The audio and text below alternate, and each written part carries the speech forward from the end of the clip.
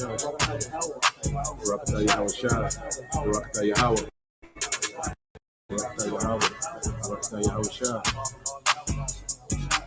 149.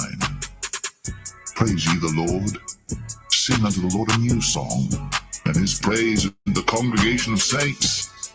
Let Israel rejoice in him that made him.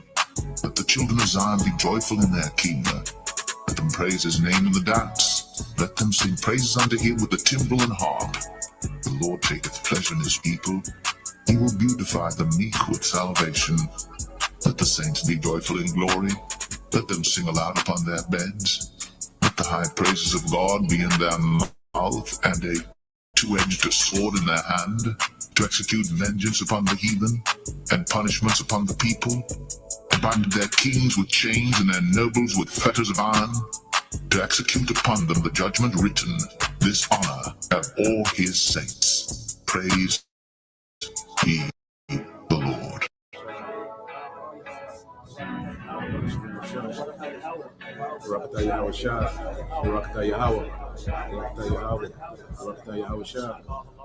Praise ye Yahweh, sing unto Yahweh. So praising Yahweh, singing to him, right? A new song. And his praise in the congregation of saints, the Israelite. Let Israel rejoice in him that made him. Let the children of the remembered ones, to Zion one, be joyful in their king. Let them praise his name, Yahweh, in the dance. Let them sing. See, praise and sings in the same sentence. Sing praises unto him with the timbrel and the harp. For Yahweh taketh pleasure in his people, the Israelites. He will beautify the meek, we the meek, with salvation. He's going to save us, the elect. Salvation means to be saved from impending danger, right? Delivered from impending danger. Let the saints be joyful in glory. Let them sing or praise. Let them sing aloud upon thy beds. We're going to be getting up in the morning. So a typical morning in the kingdom, the first coming to America. Akeem, he was in the kingdom of heaven. So that's how we're going to be. You're going to be able to communicate with the animals. And you other nations, number one on the list, going to be you Edomites. You're going to be out in the field, getting your ass whipped, working your ass off.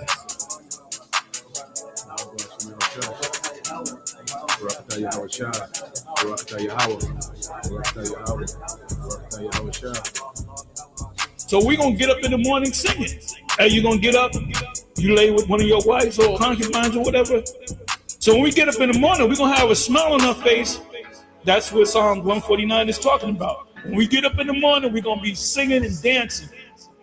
We're going to go to sleep happy. We're going to get up happy. We're going to eat happy.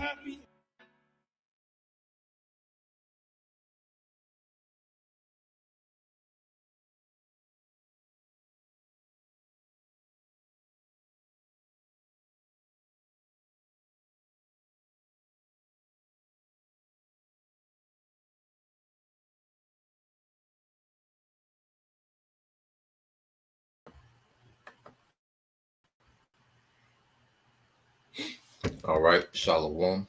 First and foremost, I would like to give all praise and glory unto Yahweh, Bahashem, Yahweh Shah, Bahashem, Kakwadash.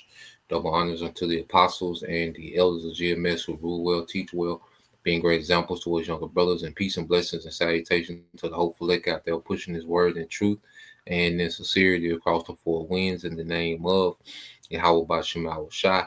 Pushing to get up out of there. Shalom to the hopeful elect, the believers, the listeners whom have came back to the obedience of the scriptures through faith in Yahweh Bahashem Yahweh Shah. All right, and what I want to get into today, what I want to get into this morning, Salakia, is getting into some morning news and privacy. All right, and the devil, shall come down with great wrath. All right, which we know that comes from a precept in the book of Revelation, the 12th chapter.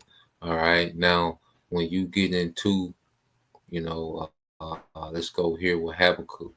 All right, because this devil, he has a lot of movement going on.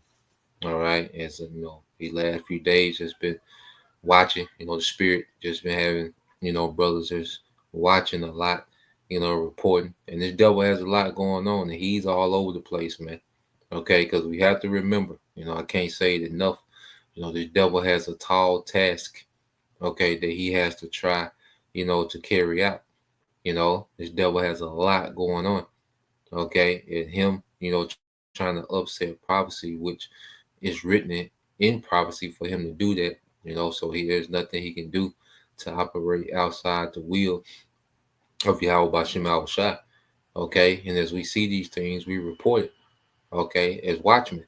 Now, when you go to Habakkuk 2:5, it says, yeah, also because he transgressed by wine, he is a proud man, neither keep it at home. And that's what we're going to put emphasis on today, because the scriptures, it give characteristics, dealing with certain, all right, characters in the Bible. Well, how do we know who Esau Edom is? Well, because it's prophesied how he will move, how he will operate. Okay, they're continually gathered together for war. Okay, he can't keep it at home. All right, he's never satisfied. All right, he rules through deception. So when you look at, all right, how the scriptures describe, the wicked, how they describe Esau, well, who fits that characteristic? Who fits those character traits? Okay, Esau, Edom. You see, prophecy pinpoints, okay, who the different characters are. All right, just as we know, all right, how we identify with what the curses. The scriptures say the curses will be a sign and a token on us and our seed. Okay, so by identifying the people who fit those curses, you identify the Israelites. Okay, and Deuteronomy 28 verses 15 on down. You see, so it says, yeah, also because he transgresses by wine, he's a proud man, neither keep it at home, who enlarges his desire is hell and is death, and cannot be satisfied, but gather unto him all nations, okay, and heaping unto himself all people. Okay, so who's moving like this in the earth? All right, and you have to think of what the American military, which we're going to get into that, which that's been the strong arm of Esau's Edom Empire, is the American military. Okay, so what we're seeing is this devil, all right, as Trump, he came back, from his 6-day hiatus, and then you best believe it's no coincidence that it was 6 days. Okay, but as he has come back from his 6-day hiatus, okay, the number of a man, all right, all these things are linked. Going back to what we were speaking on yesterday, being keen in the spirit, we're sensitive, to the devil's little gimmicks and his little ploys and craftiness. Okay, so this devil come back from his 6-day hiatus and he changed the Department of Defense to the Department of War. And see, these are not just subtle things. Trump is just not, waking up at 2 a.m. with these bright ideas. Okay, he's not having these bright ideas over a cup of coffee. Okay, this devil, is being instructed on how to move and what's next. Okay, by the higher ups. Okay, the office of president is the office of a do boy for the elites. You see, because even back then in ancient Rome, all right, there was ruling families. Okay, that was really behind, the throne of the Caesar. Okay, and it's no different today. If anything, it's more corrupt to where those families have more power. Okay, way more power than they did back then. Okay, because of this technology. You see, so he comes back and he names it what the Department of War instead of the DOD, the Department of Defense. He relabels it the Department of War. Okay, because now you can see, because defense is you reacting to something. To be defensive, you are reacting. Okay, but they're pushing the spirit of what they're going to be proactive, and you can see how they've been moving ever since. He changed the title. Okay, the name of that department. Okay, they've been moving more offensively. Okay, so these are all things that are prophesied in the scriptures. When you go to Revelation 12:12, it said, "Therefore rejoice, ye heavens, and ye that dwell in them. Woe to the inhabitants of the earth and of the sea. The devil is come down unto you having great wrath, because he knoweth." Okay, you see, because he knoweth that he have but a short time. All right, And this word is putting pressure on this devil, man. Okay, the prophets, it's the prophets that has the pressure put on this devil, man. Okay, and now this devil, he feels cornered. Okay, so now we're going to see him, all right, come out more with the sword. Okay, and just be more aggressive. Okay, with this sword, man. Okay, because he's moving in wrath because he's constantly being told about his downfall. Okay, the chariots, you better believe the chariots are teasing this devil. Okay, you best believe these devils are having dreams. Okay, these enchantments are not working, like they used to. Okay, you're gonna have the simple that believe every word, but there's an awakening. The devil's being called out. Okay, he's being exposed. All right, so this devil finna get ready to come down with great wrath, man. Okay, and I want to get some videos. Let's go here first, because dealing with let's deal with Venezuela. All right, that's been the latest, target of these devils. Okay, and it's gonna go into a little more into depth into Venezuela, but this is just Esau. All right, being the devil, man. And he loves to pick on these, these inferior nations. Okay, especially these ones that are rich in resources, which at the end of the day, this is more strategy than a grab of resources because Venezuela, okay, has a government that's pro-Russia, pro-China, and pro-Iran. Okay, so this is strategic, okay, for America, to have a foothold in Venezuela, okay, because this is like America's backyard. South America, all right, is likened to America's backyard. So to have those foreign entities, friendly, okay, with nations in America's backyard, all right, could be catastrophic militarily, okay, and which is, hey, everything is going to work against these devils, all right, and these devils think that they're just going to bomb their way out of all these situations, man, but that's not going to be the case, okay, so let's play this. Why this region matters with all of its rich resources and rare earth elements. You've got the lithium triangle, which is needed for technology today. 60% of the world's lithium is in the lithium triangle: Argentina, Bolivia, Chile. You just have the largest oil reserves, light sweet crude, discovered off of Guyana over a year ago. Come see me on tour in Wisconsin, Rosemont, Illinois, Chicago, Illinois, Louisville, Fort Wayne, Hermosa Beach, Sacramento, San Francisco. Go to jimmydore.com for a link for tickets. So Trump is now saying he's going to shoot down Venezuelan jets. I'm not going to take a chance. What happens if Venezuela flies jets over U.S. naval vessels again? Well, I would say they're going to be in trouble. We'll let them know about that. We heard that happen, but it wasn't really over, not like they described. But I would say, General, if they do that, you have a choice of doing anything you want, okay? If they fly in a dangerous position, I would say that you can, you or your captains can make the decision as to what they want to do, all right? Sure. Sir, how close did they get? We have one more. You said they didn't go over. Say it? How close did they get? You said the planes did not. Well, I don't want to talk about that, but if they do put us in a dangerous position, they'll be shut down. Thank you very much, everybody. So we're going to now cover the G20. All right. And you can tell these devils are frustrated, man. Okay, he said, look, if they do fly over, all right, they're going to be shot down. You see, because here it is. Their Navy vessels are going into Venezuela. You see, here it is. These devils, they just can pull up, harass, and, which they blew up a boat talking about smuggling drugs. And it's like, come on, nigga. Okay. America ships in, all right, thousands of tons. Okay. The CIA, okay, orchestrates the cartels. Okay. And they show you right in your face, man. You get, you brothers and sisters, if you haven't seen it, watch that El Chapo series on Netflix. Okay. Watch that movie.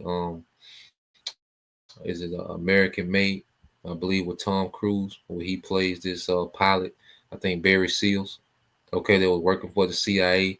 All right, the Boston George. See, they make these movies and they make it seem like Boston George and uh, Pablo Escobar are at the top of, the food chain when it comes to pushing drugs to America. No, those people work, all right, with the CIA. All right, the CIA chooses, okay, these cartel bosses. Okay, they choose which cartel they want, all right, to be the top cartel. Okay, they fund and finance these cartel wars to keep, all right, the governments of Central and South America unstable so they can push corruption. Okay, so this whole thing of, they're at war, Trump is at war with the cartel. That's political for you simple, stupid, dumbass Americans. All right, can cheer Trump on or cheer America on. All right, while America's getting ready to destroy you. Okay, you see, these devils are experts at propaganda and psyops. Okay, so while you people are cheering on America blowing up, a boat in Venezuela as if, there's America is just this, this righteous, crime fighting, war prevention, like they're just this great, righteous, noble, military. Okay, and your people just cheering it on while they're getting ready to roll on you. Okay, so this whole thing of Trump, fighting, the cartel, going to war with the cartel is BS. Just like going back to the concept. Okay, here it is, 50 plus million migrants have been let into the borders, all right, over the last 5-6 years. So him deporting, okay, hundreds, a few thousand this year does nothing for what has happened over the 5-6 years. Okay, him blowing up one boat. Okay, let's say it was loaded down with drugs. Okay, him blowing up one boat. Okay, does nothing for the drug trafficking, all right, problem. Okay, that's America has.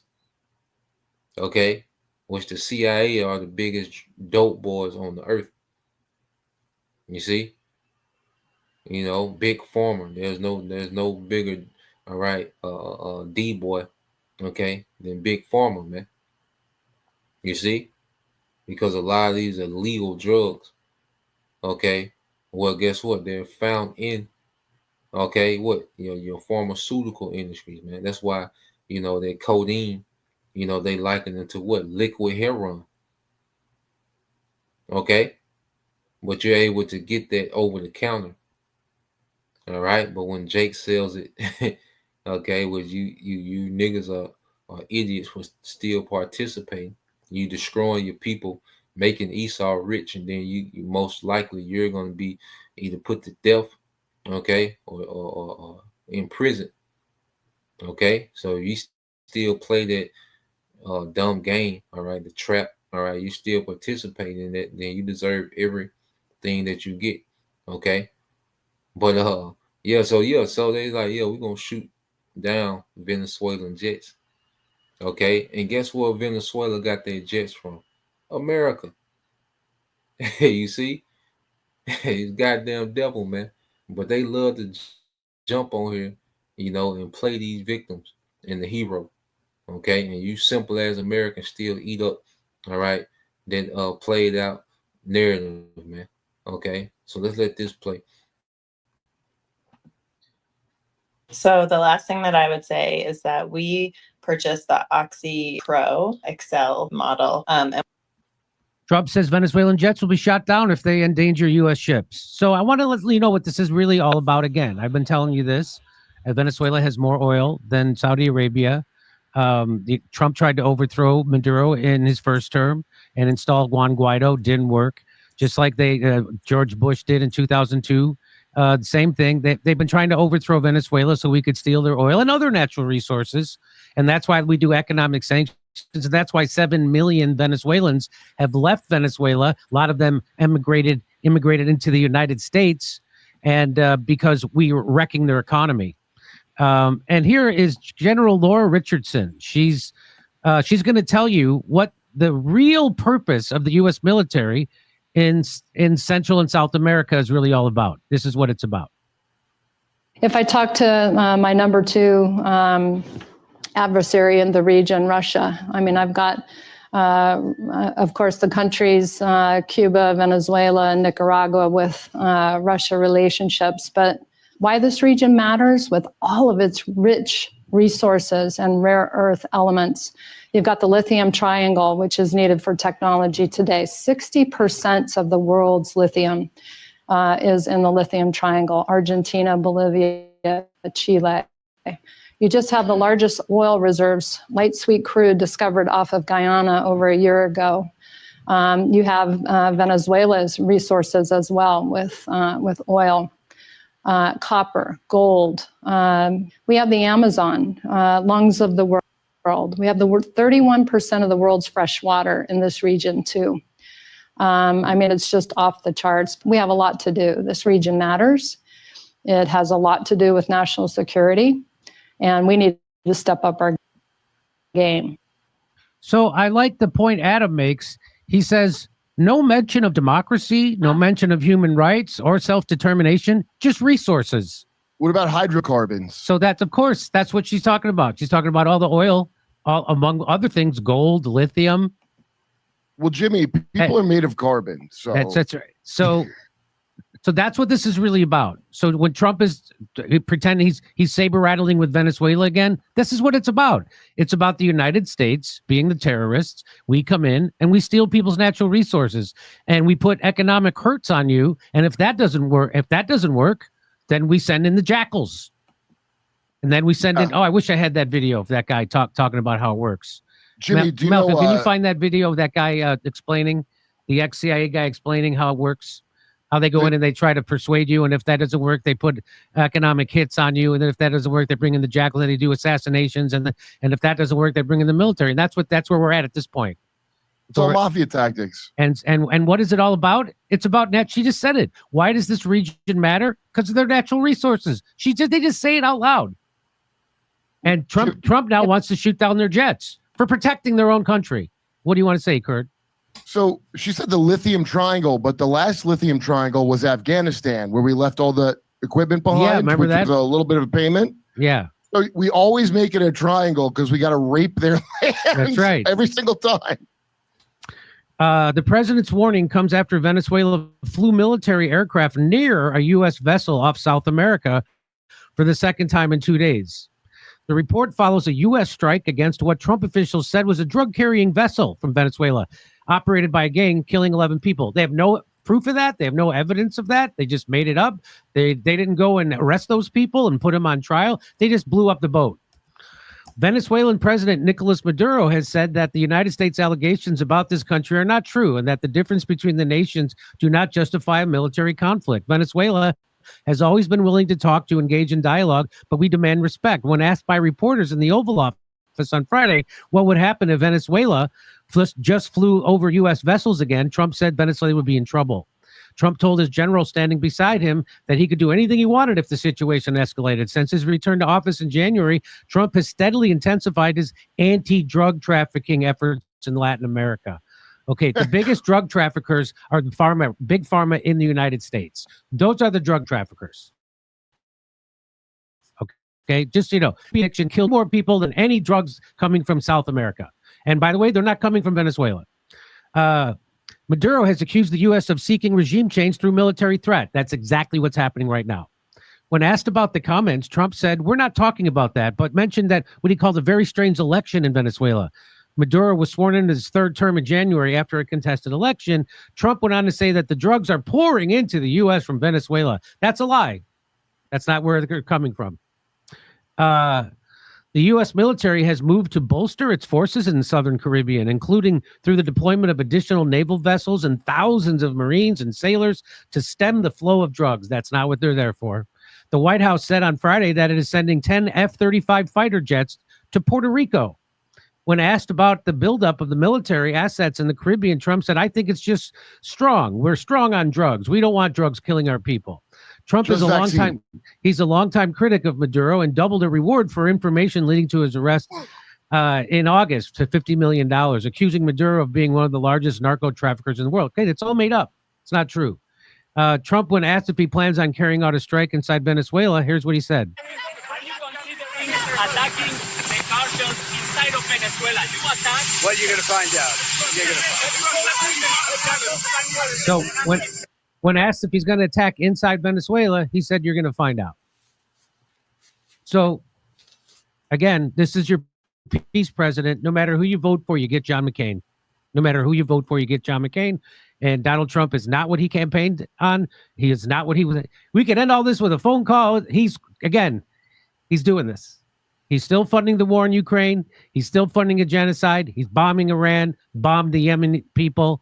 And now he's trying to overthrow with military this time, not just economic pressure, not just with a coup. Now he's actually sending military, and he says that they're going to strike inside Venezuela. So Jimmy doesn't This nigga's everywhere. Okay? He's starting to come down with great rap. Okay? He's everywhere, man. All right? And we're going to get some more. But what I want to do now is fast forward to this guy. What's his name? John. What's this guy name? John Perkins, and he's going to go into how America destabilizes, all right, the developing countries. Okay. He's going to go through the phases. All right. And we're going to go into these terms that he's going to use on the chat.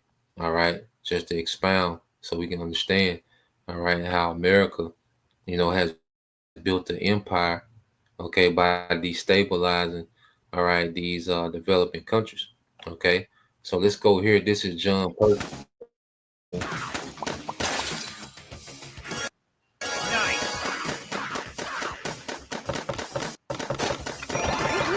Those very people.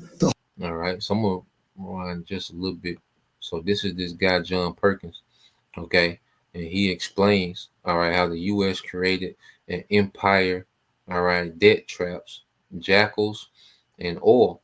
Okay. So he's going to go into the economic hitman, which, it's a term, you probably heard brothers say, over the years, dealing with how America gets down. Well, we're going to explain these things on how they do these developing countries and how they built the empire off of it. Okay. So let's let this play. Kit that the United States is in right now, with Trump sending warships and threatening to strike inside Venezuela. Those very people, the whole country is left holding a huge debt so that it can't pay for education and social services and health care for its people. In fact, the debt is so huge by intent that at some point we economic hitmen go back and we say, listen, you owe us a lot of money. You can't repay your debts, so sell your oil real cheap to our oil companies without regard to the environment. Vote with us on the next critical United Nations vote. Send troops in support of ours to someplace in the world like Iraq. And in that way, we've created this empire. On the few times when we economic hitmen fail, as I talk about in the books, as I failed in Ecuador with Jaime Roldos and in Panama with Omar Torrijos, then the jackals go in. And these are men, maybe a few women, who overthrow governments or assassinate their leaders.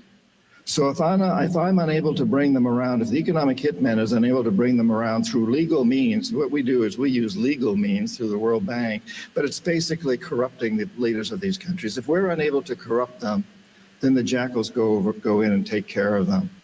So when I failed with Jaime Roldos in Ecuador and Omar Torrijos in Panama, the jackals assassinated them. And if the jackals fail, which is what happened in Iraq, both the economic hitmen and the jackals failed with Saddam Hussein, then and only then does the military go in. So that's how they do it. Hey, the cost of everything is still out of control. And So, all right, he just let you know, okay, how the America gets down. Okay, they go to these leaders, all right, with these high loans from the IMF, Okay, the leaders don't want to cooperate. Okay, they send in the jackals, mainly special forces. Okay, to take out, okay, or decapitate leadership. And if that doesn't work, if they can't pull that off, then you get military intervention. That's why you have the Iraq, all right, Afghanistan, okay, and that's what they're trying to do with Iran as we speak. See, they made it to the point to where they can't assassinate, because even when they do assassinate certain leaders in Iran, all right, there's another leader that pops up, okay, they're still not cooperative. They can't, because it's one thing to assassinate the leader, but if you can't place a puppet, all right, that's going to be in your favor in that position, then you're just killing leader after leader for nothing. Okay, so now let's go here because I looked it up, dealing with jackals, okay, and economic hitman. So just a little reading on it. It says an economic hitman, it says, are individuals, typically consultants, economists, or corporate operatives who work to manipulate the economies of developing countries to benefit powerful corporations, governments, or financial institutions, often, all right, from the U.S. Okay, it says offering massive development loans via the World Bank, IMF, etc., to poor countries, falsifying economic forecasts to justify these loans, ensuring loans are used to hire U.S. companies. So here it is, they give you these big loans, all right, but you have to hire who they tell you to hire to come in, all right, and for infrastructure projects. So these devils, they give loans, but then the money comes right back to them for these infrastructure projects, man. Okay, examples: Halliburton and Bechtel. It said leaving the country in crippling debt it cannot repay. So even their people do not even benefit off those loans. Okay, those loans are they're giving these massive loans by the IMF, but then they have to hire. They can't hire companies within, okay, their own country. Okay, they can't even put their people on with the loans. They have to hire these Edomite-owned corporations to come in, okay, and do infrastructure, or all right, create these entities that extrapolate the resources, okay, and sell it on the global market. So the country doesn't benefit at all. Okay, there's certain few of the leaderships are bought and paid for. Okay, to have the country exploited. Okay, by Western entities, man, mainly America, all right, and the EU. He said, leaving the country in crippling debt it cannot repay, gaining leverage over the country's politics, resources like oil, and votes in international bodies. Okay, jackals. Let's go into the jackals. It says when economic hitmen fail, i.e., when a foreign leader resists or refuses to take the deal, jackals are allegedly sent in as covert operatives to take a more direct and aggressive action.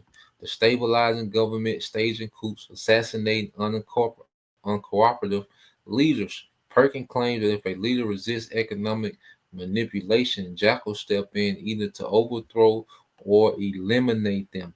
Okay, so now we've seen, all right, with Venezuela, they tried to overthrow Maduro, it didn't work.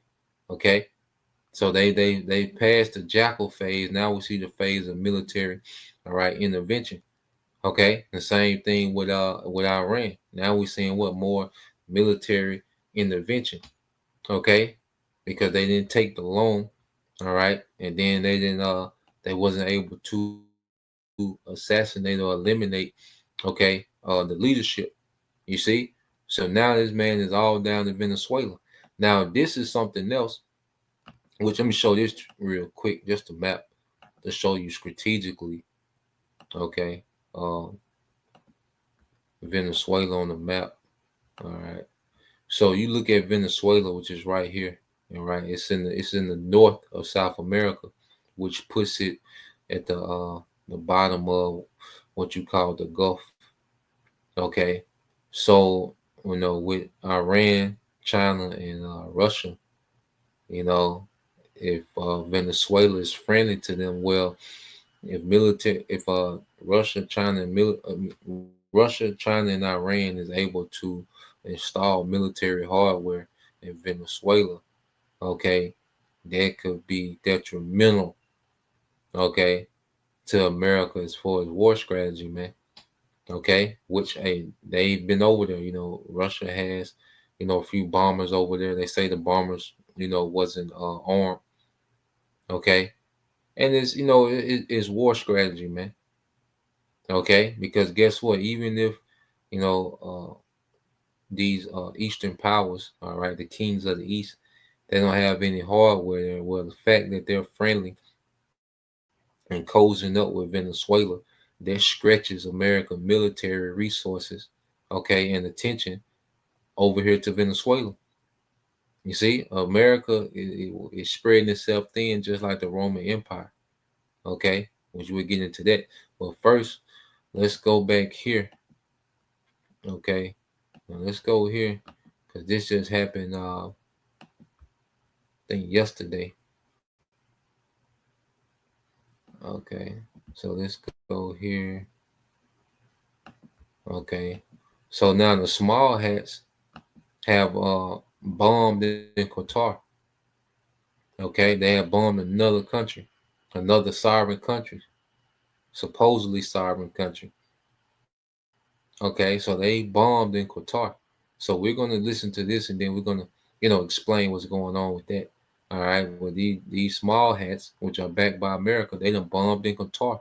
So these devils are all over the place, man. They're waging war on the earth.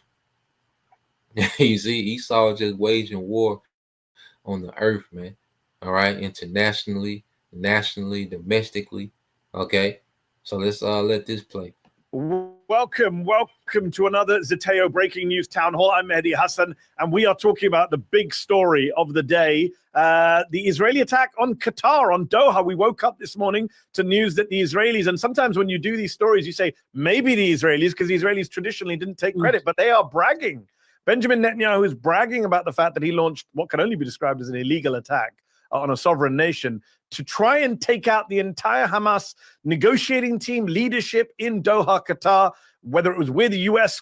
cooperation or not, we're still working it out. There are so many unanswered questions that we thought, let's put together this town hall, invite you, Zeteo subscribers, to come ask your questions to experts who know what they're talking about. I'm joined by Palestinian journalist, analyst, Mohammed Shahada, who is from Gaza, but right now in Italy. And he's joining us to talk about what is going on. If you follow him on Twitter, he always has very useful insights. We appreciate, Mohammed, you rejoining us on a Zeteo Town Hall. And somebody who's not in Italy, but is Palestinian Italian, is Rula Jibril, who's sitting in front of her best-selling Italian book, Genocidio. You can see it there behind her. Get your copy. Rula is a Zeteo contributor, an author, an academic, an analyst. Thank you both for joining me. I'm just going to jump right in. What was your initial reaction, Mohammed, when you saw that strike this morning? The Israelis have been complaining about Hamas being in Qatar for ages. Did you think they were actually ever going to hit them? Well, thanks so much, Mehdi, for having me. Until this afternoon, I thought it was completely unthinkable for Israel to even consider attacking Doha, for the precise reason that it is Netanyahu, it is the Israelis and the Americans that asked Qatar to host Hamas in the first place. Yep. You might recall Antony Blinken refused Qatar's request after October 7th to ask Hamas to leave Doha. Hamas was asked to leave Doha in November last year, but the Qatari government, when they announced suspending Hamas's office there and suspending their mediation role because they saw negotiations were going out completely in nowhere, and Israel was using negotiations basically as cover to buy time for genocide, and Hamas's leaders left the country at the time. I was there when Trump asked Qatar to bring them all back to Doha again. The entire leadership were re-invited to Doha in early December. So basically, Hamas for this whole time were told that operating in Doha, a political office, a mediation office, is coming with a solid guarantee that Israel would never attack you here. This was an American-Israeli guarantee in the first place. And what you see Netanyahu doing is doing three things simultaneously: ensuring the destruction of the annihilation of the largest urban space in the Gaza Strip, Gaza City at the moment, and at the same time attacking any solidarity activists in those flotilla that are trying to prevent the physical destruction, the annihilation of Gaza City, and attacking any diplomatic prospect for saving Gaza City from full annihilation.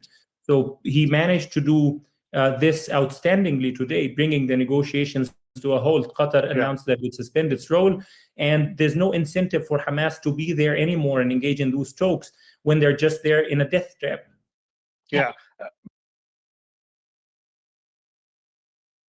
With Lucidchart, you can clearly communicate your best and brightest ideas. It supercharges remote, high. Mohammed, our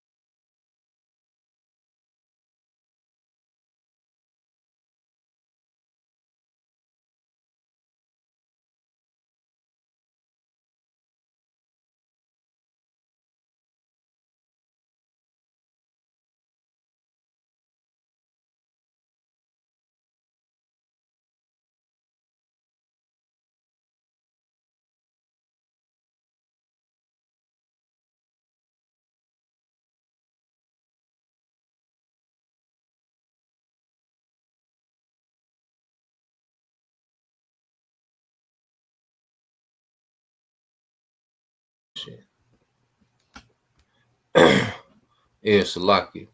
Okay, I thought I didn't know I had mute. Yeah, so going into it, okay, just to explain, all right, what's happening with Qatar. Okay, so Qatar, all right, is an American ally. All right, when you go into Qatar, America has one of its biggest, air bases, military bases, in the Middle East. All right, and Qatar is a border country to Saudi Arabia. Okay, so Qatar was used as a place, all right, of mediation, okay, for, all right, the Small Hats, America, and Hamas. So it was agreed Qatar, would be a neutral place to where Hamas, Small Hats, all right, and America diplomats, could sit down and hammer out, peace deals and come up with agreements, to release hostages and, ceasefire or whatever they was going to do. And the Small Hats and America, gave their guarantee, that they would never attack, okay, Hamas leadership, okay, in Qatar. You know, there was their guarantee, there was their promise. Okay, so with this, what the small hats have done by attacking Qatar is just shows that America, all right, and these small hats can't be trusted. Their word, you know, means nothing. Okay, and see what's happening. These countries are just, all right, forced, all right, to just go all out militarily with America and the small hats because there's no, all right, reasoning with these people. Okay, they don't have any integrity, they don't have any honor, they can't be trusted. Okay, and the Lord got the spirit on the small hats to be moving like this because going back to the prophecy, the least of the flock shall draw them out. Okay, which these small hats are going to drag America, okay, into a major war. Okay, so what we're seeing is these devils, they're just wilding all over the earth, man. All right, just blowing up ships in Venezuela, attacking the capital of Qatar, which is an American ally. So it's like, God damn, you know. And see, they was on the brink of. They said they was on the brink of coming to a ceasefire in Hamas. You know, a peace deal that will end this conflict in Hamas. Okay, and they said that as they was getting closer, you know, to ending this conflict with Hamas, that the small hats, they just blew up the goddamn building, man. You know, you in the room waiting, you know, for Israeli and American representatives to show up, okay, and they blow up the goddamn beating, man, the building. Okay, this is what these devils are on. All right, and this is why it's just getting to the point to where all the talking and trying to be, all right, you know, the attempts of diplomacy with the West, all right, is gonna come to a halt, and these nations is gonna go out, all right, all militarily, man. They're gonna go all out militarily against the West, man. Okay, because there's no talking to them. So I'm gonna let a little bit more of this play, then we go to the next video. So they're just another place in the earth. You can never keep it at home. All right, it's just another place in the earth, a new place that he's causing hell and terrorizing, man. Friend Ryan Grimm was tweeting earlier today that these leaders of Hamas, and the main target apparently was Khalil al-Hayya, who's become a much more senior figure in Hamas after the killing of Yahya Sinwar, after the killing of Ismail Haniyeh last year. He was the main target of the attack. Apparently, Hamas are saying that all of their leadership were unharmed, were not killed, although Khalil al-Hayya's son was killed. He lost a son previously to an Israeli strike back in 2014. I never understood how killing family members of your opponents is going to make them more likely to come to the table, but that's a conversation for another day. They say that the Hamas leadership are alive and well. This is yet another example of the Israelis trying to kill a negotiating team when they're close to giving a yes. It's almost as if Israel doesn't want a yes, Mohammed. Yeah, absolutely. There's an Israeli general that said in 2014 verbatim, he said, if we kill their families, that might frighten them. And that's the Israeli strategy that you saw on display when they killed Khalil al-Hayya's family in Gaza during the genocide, as well as Bassem Naim, Ismail Haniyeh, even Ismail Haniyeh's granddaughters and children. It was a victory at the time when Israel assassinated them in a surgical airstrike. But you saw it's a consistent Israeli policy since the start of the genocide.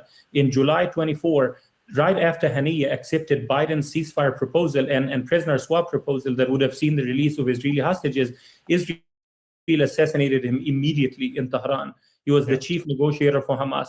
The opening strike for Netanyahu when he collapsed the ceasefire in March was on Hamas's entire negotiating team in Gaza itself. So it was at the time Issam Da'alis, the acting prime minister. It was Abu Ubaid al-Jmasi, the head of the emergency committee that's in charge of keeping some level of survival in Gaza. It was Ismail Barhoum, the one that was in charge of financing the emergency committee and government. And it was Salah al-Bardawil, the last standing member of Hamas's political office inside Gaza City. And you're seeing it exactly now at a moment where Hamas has been compromising to great lengths, according to Bshara Bahbah, the American-Palestinian negotiator that was talking to Hamas on behalf of Witkoff at the White House. At this precise point, Netanyahu does not want to take any chances that Hamas might say yes to Trump's final proposal that was announced 2 days ago. Rula, the U.S. government.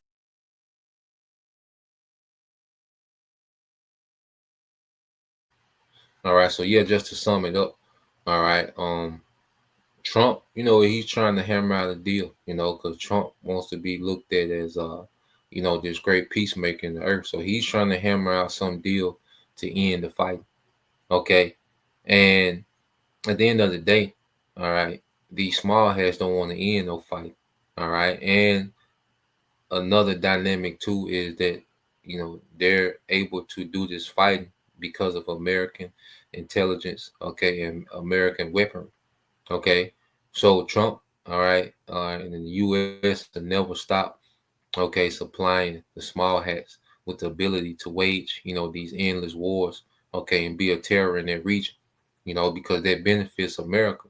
Now, the conflict is America doesn't want to get drugged into a regional war, okay, in their region. But the small hats like, nigga, you getting involved, okay? So every opportunity the small hats get, they sabotage any type of peace or negotiations, that will end any fighting in that region. Okay. So now they've added another country, okay, that they bombed, all right, to the list. Okay. Now let's go here. Let's go domestically. Okay. Let's get this.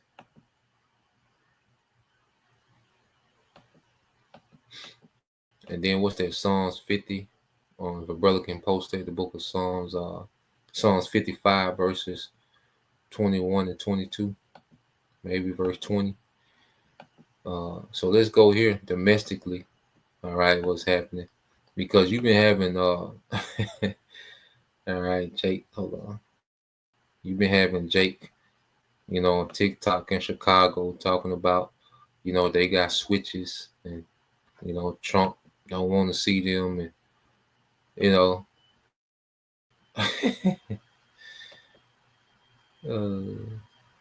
me see.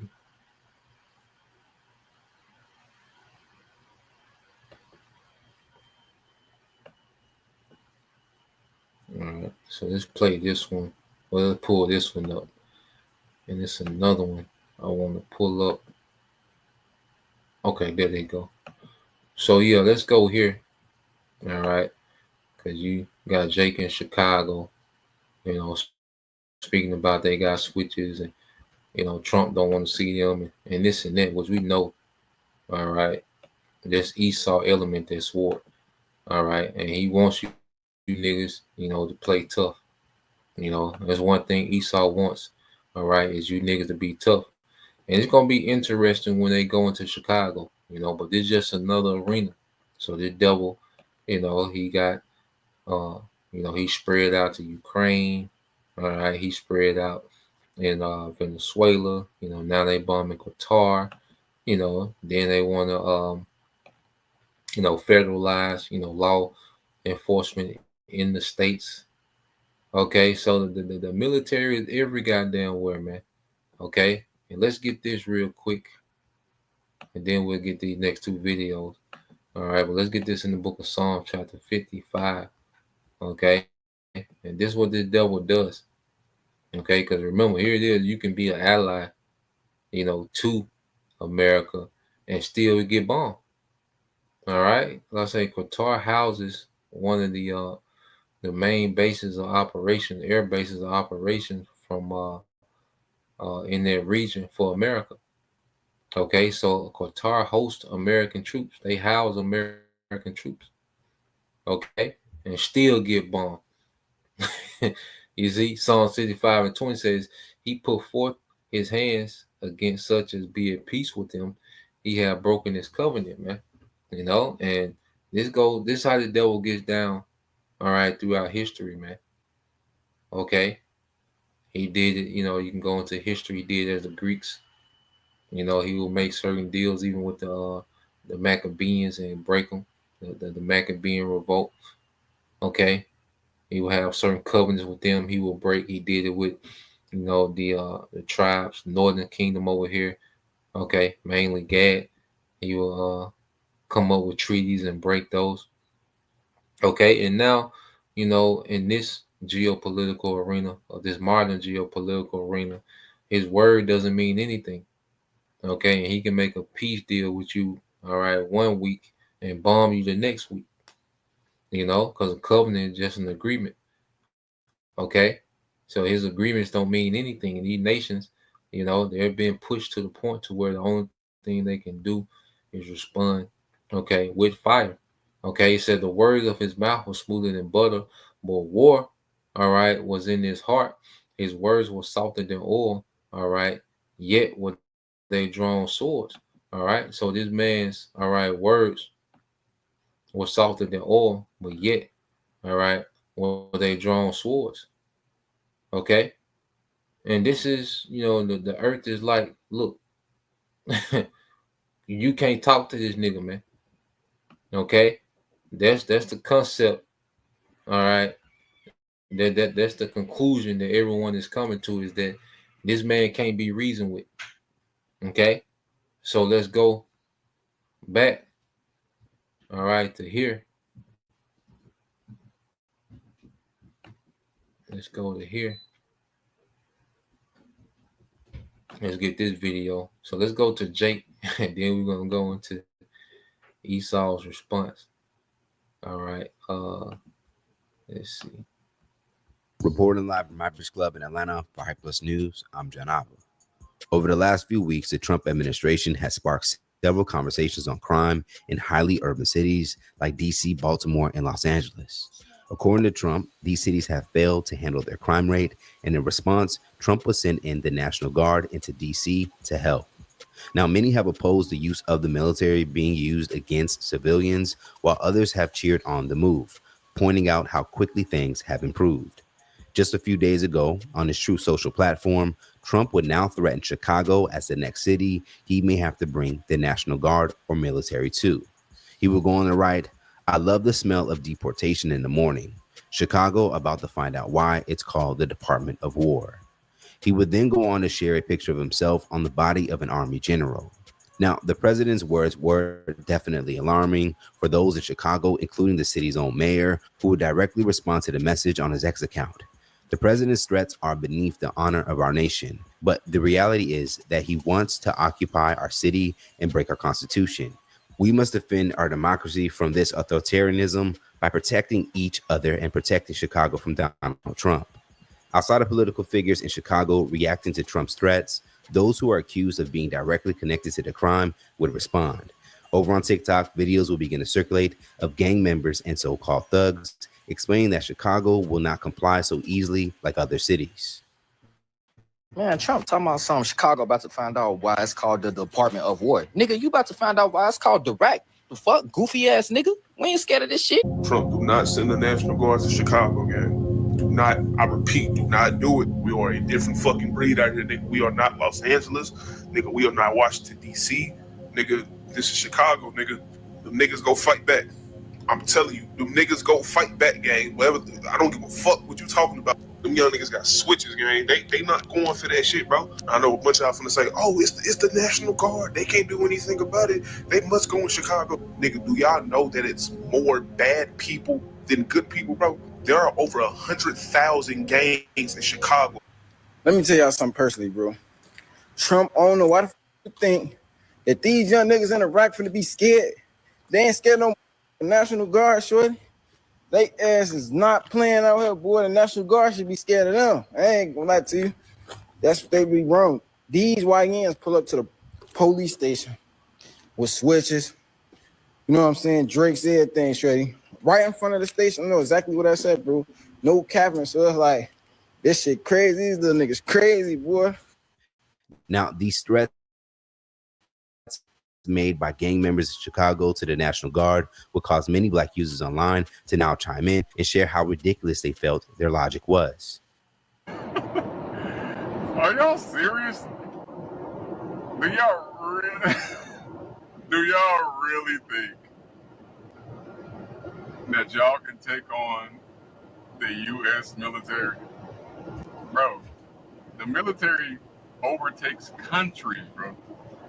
Y'all are a small portion of Chicago, bro. And y'all talk about y'all got switches. A switch is so dumb. A switch is like a waste of bullets, bro. And y'all thinking because it shoots really fast, bro. So we got Chicago's gangsters and thugs saying they got switches for Trump's National Guard.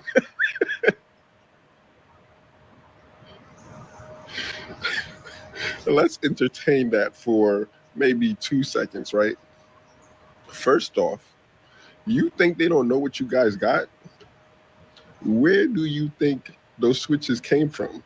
I know what's so funny to me is the fact that we got people on TikTok and the people of Chicago saying that they're not scared of the National Guard. Which, okay, you may not be scared of the National Guard or whatever the case may be, but I'm gonna tell y'all something. The National Guard definitely ain't scared of y'all, and the National Guard definitely don't mind bringing their ass to Chicago and shutting that whole city down. And the only reason these people saying this is because Trump said that they're going to find out what he did with DC, and they're going to do the same thing in Chicago. And I guess the people of Chicago feeling some type of way. The dude's talking about some, oh, we got switches, we ain't scared of the National Guard. We got all this, we got all that. As if this not the U.S. military bringing those grenade launchers to the streets. There is absolutely nothing that y'all people can do to the National Guard once they get to Chicago. I'm going to tell you that now. These are trained professionals that we're talking about here. These people specialize in that type of activity in the active ward each and every day. A part of these responses, black soldiers have. So yeah, you can let me see.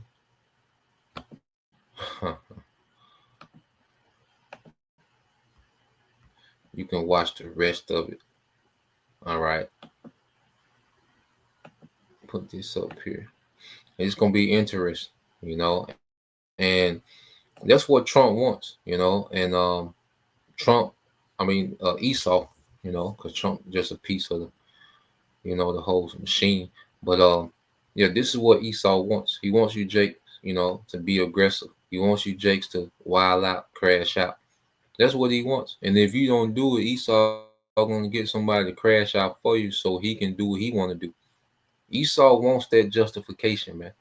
Okay? Niggas are nowhere near ready, all right, for war with Esau. Okay? There's levels, all right? And the nigga is not on any level. And Esau is the god of war. Okay? So let's see the response. All right. And like I say, these guns, like Jake talking about the switch, that's old technology. If you niggas, if you niggas have it, if a nigga at the gas, if a straight nigga walking around the neighborhood has, all right, any type of weaponry, then you know that weaponry is decades old. Okay? Niggas talking about Dracos 10 years ago. Osama bin Laden had Dracos in the 80s, early 80s. Fighting the Russians, all right, on behalf of being used as a proxy for America. America used, all right, Al Qaeda in Afghanistan as a proxy military against the Russians, and they armed, all right, bin Laden in with Dracos. Okay, in the early 80s, niggas started talking about Dracos, all right. 2015, 16, niggas started talking about Dracos. Okay, 25, 30 years behind. All right, and because Esau, he doesn't throw away weaponry. All right, what he does, he just hands them out. Okay, for other use. You see, that's why all these so-called terrorist groups have all this weaponry. Where they come from, all right, U.S. military stockpiles. Okay, because Esau needs a boogeyman and he needs justification to invade. So he equipped, all right, these so-called terrorists, okay, with weaponry, you know, turn the camera on, present these niggas as a threat to the world, and then it justifies him coming in and being a hero. Okay, Trump is coming into Chicago and look at that, and he's being looked at as what? A hero. It started in DC. Now Esau has the narrative of them being the hero. Okay, so whatever they got to do in Chicago, he's still going to be looked at as a hero. And you niggas on the internet are playing more into the narrative of why, all right, Esau needs to come, all right, and lay shit down. And see, this is going to eventually go to the next level, especially if these niggas, all right, be combative, and that's what Esau want. Esau, he don't mind sacrificing a few of these National Guards so he can really do what he want to do. So he really can get active with you niggas like he really want to. Okay? And it's going to be a one-way. All right? You niggas going to throw them few bullets at Esau, and when Esau get that justification that he want, when he get that narrative that he want, he going to show you, all right, why he's called the sword of the Most High. Okay, so let's play this. All right. Yeah, it's a trap, and niggas fall into the trap every time, man. Okay. So let's play this.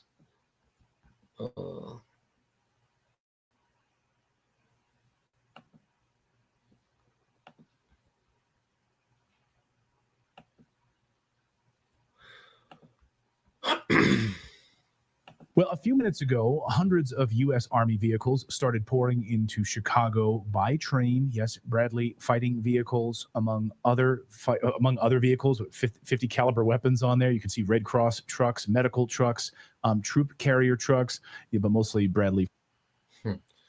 It said 50 cal. Okay, niggas don't have no answer for no 50 cal, man. Okay.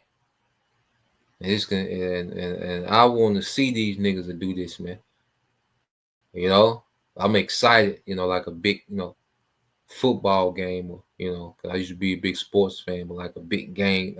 I'm way more excited about this to see a nigga try that, man. You know? So you niggas in Chicago, get your camera angles ready. Okay? Because it's going to be epic, man. All right? And when niggas see that Esau ain't nothing to play with, all them niggas gonna fold and shut down. You know, you might get a few niggas try to be cute for the internet. Okay, but when Esau show, okay, these niggas what it is, all them niggas gonna fold. Okay. Fighting vehicles, and the train just keeps on coming, all heading for Chicago. Is this part of Trump's takeover of Chicago? To stop the violent crime there? We don't know. We'll have to wait and see, actually.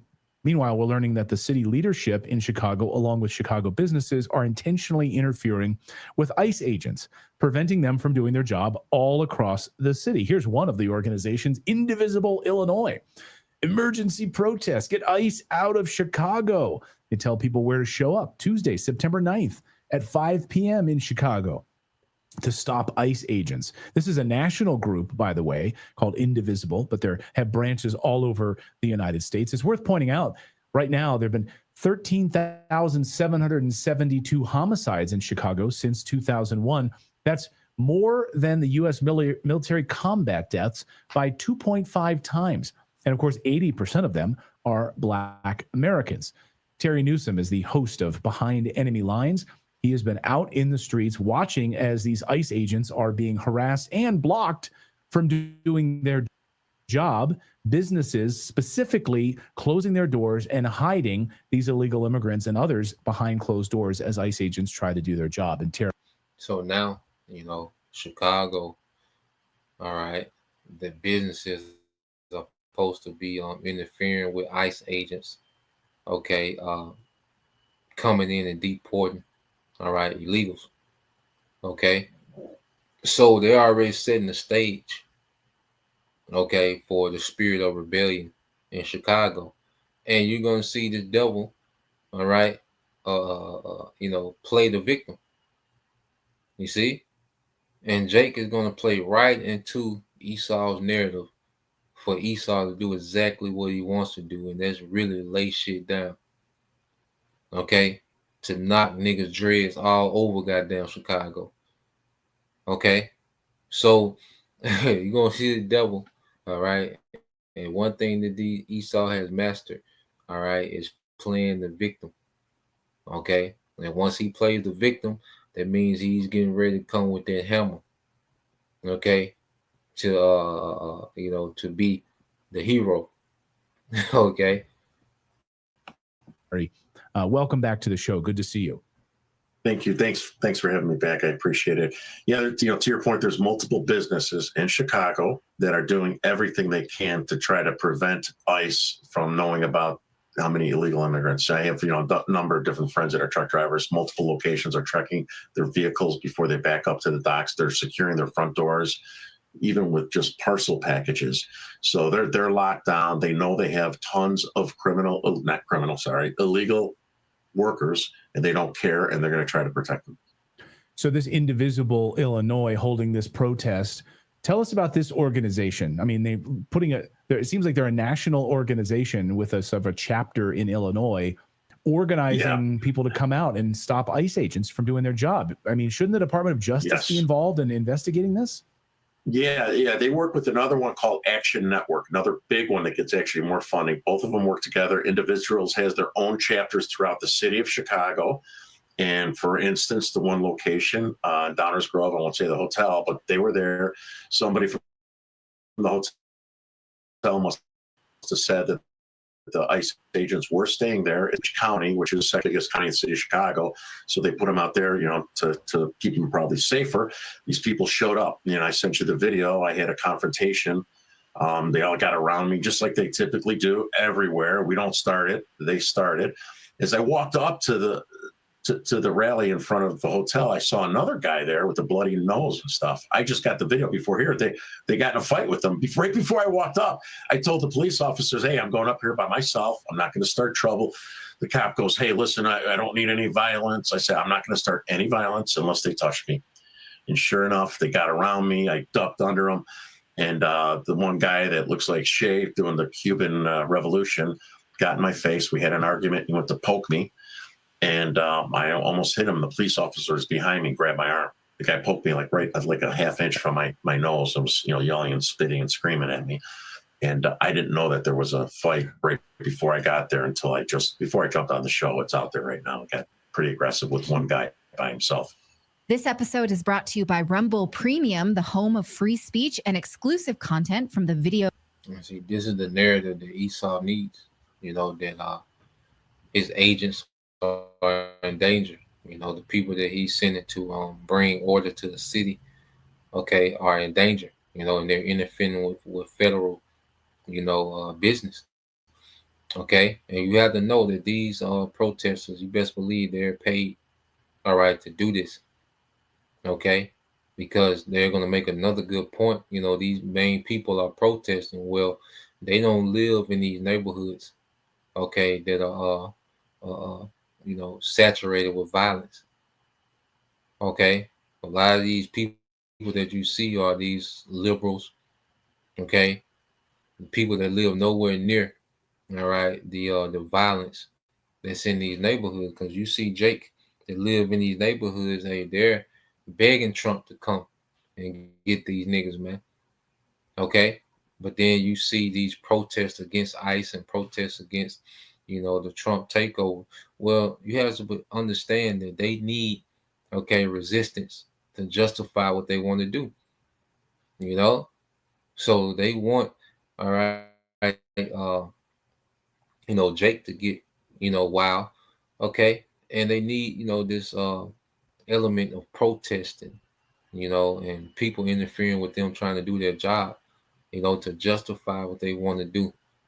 So Chicago gonna be interesting, man. It could be, more hype, or it could go left, man, and take, how, the law enforcement, these federal law enforcement, entities, police, these Jake cities, so we'll see, but yeah, that's the point on that. So let's go here. All right, and we'll end it here.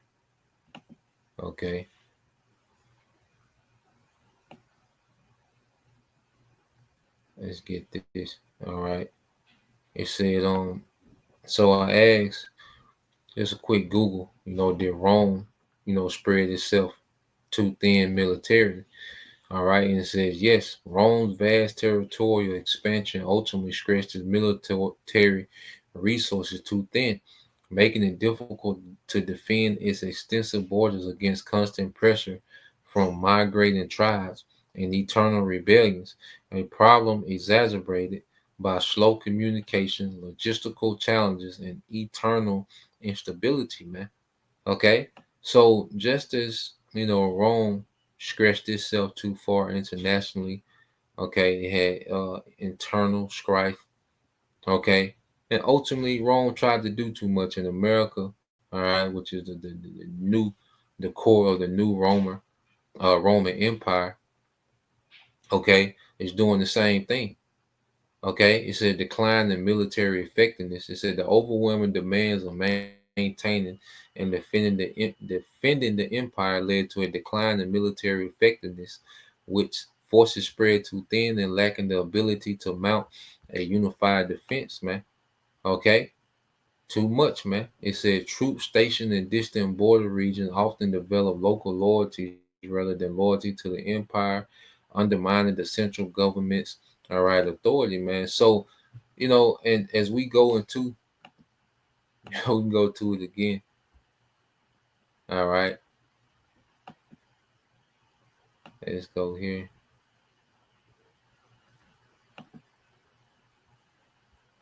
To the book of Ecclesiastes 1 and 9. So just as Rome spread itself too thin, and it ran into those different problems, well, America is doing the same thing, because there's no way, you're going to be able to handle all the internal strife. You're trying to, police the world. Okay. You're trying to, keep the small hats on the leash. You want to keep China and Russia and Iran, okay, from projecting this power throughout the earth. And, you can't do all that, man. It's way too much, okay? And the devil has spread himself thin, okay? And he's finna fall, okay?